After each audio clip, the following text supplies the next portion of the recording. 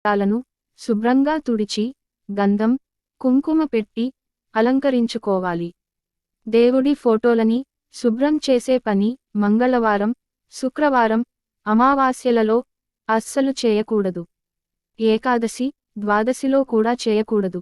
దేవుడి ఫోటోలను శుభ్రం చేసే ముందు అన్ని ఫోటోలను ముందుగా మందిరంలో నుంచి తీసేసి బయట పెట్టి పూజా మందిరంని కూడా ఒకసారి శుభ్రంగా తుడుచుకున్న తర్వాత దేవుని పటాలను తుడిచి గంధం కుంకుమ బొట్టు పెట్టి మళ్ళీ వాటిని తిరిగి పూజా మందిరంలో పెట్టుకుని పూజ చేస్తే మంచిది.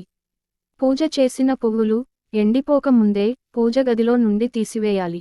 ఈ పూలను తీసేసి వేరేవి ఫ్రెష్గా ఉన్న పూలను పూజలో వాడాలి. పూలు లేకపోతే పెట్టకపోయినా పర్లేదు కానీ నిన్నటి పూలను మాత్రం అస్సలు ఉంచకూడదు.